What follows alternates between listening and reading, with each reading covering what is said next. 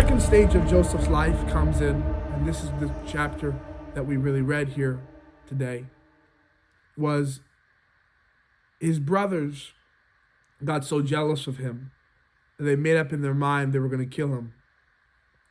Here's the problem about a promise. A promise is not simple. It's not easy. If a promise from God took 24 hours to accomplish, then more people would wait for the promise to come to pass. Joseph had no idea that, yes, he had a promise. He saw himself through greatness, but it's the pain that really develops the person. Joseph gets thrown into a pit. I mean, how did this happen? That wasn't what I saw in my promise. God doesn't show you the pits that you're going to go through in life. He shows you the promise, but he doesn't show you the pit. But the pit will help develop your character to make it to your promise. Joseph's alone in the pit. Joseph is alone. But before he knows it, his brothers pick him up again and they sell him to slavery. This story takes a crazy spin. How is this boy who's got a promise from God now walking as a slave?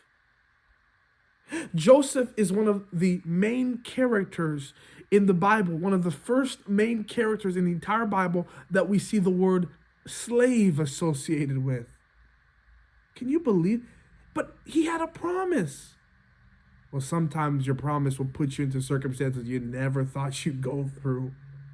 But God, hear me, is more interested in your character than he is in your destination. And so he allows the twists to build up your character. God was trying to teach Joseph something throughout this seasons of his life. Let me pause and tell you this. God is less concerned about your end result. He's less concerned about you getting your miracle, and he's more concerned in the person you are becoming. And that's what we start seeing through Joseph's story. He becomes a slave. He goes to Potiphar's house, and in Potiphar's house, he's met with temptation. He does keep his character. But after that, he goes from Potiphar's house to prison. I mean, that off a false accusation.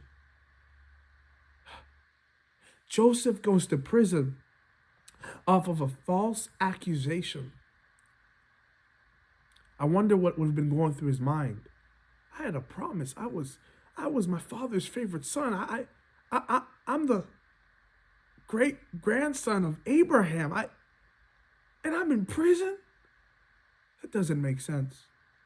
And let me pause and tell you this. There will come moments and seasons of your life that won't make sense.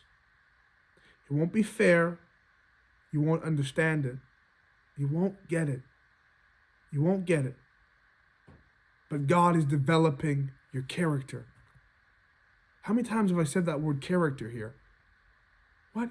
Yeah, he's building you up to the point where you can survive your destination he's taking you to. He knows you couldn't handle it right now. So he's building you and he's breaking you. Everything he allows to happen to you is making you stronger so that when you get to the destination you need to go to, you won't just survive, but you will thrive.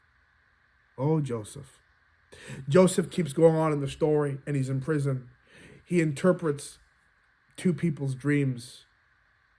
And in the middle of all that's happening, Joseph is remaining faithful.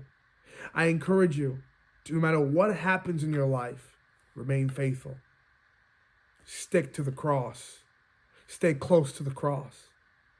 Say, I'm going with Jesus no matter what happens, no matter what storms, no matter who betrays you, because people will betray you. Make up your mind, I'm going to stay sold out to Jesus Christ. Because the reality of it is the promises of God are yea and amen. They're amazing. But I don't serve God for just a promise. I serve God because of who he is. This is what we learned through Joseph's story.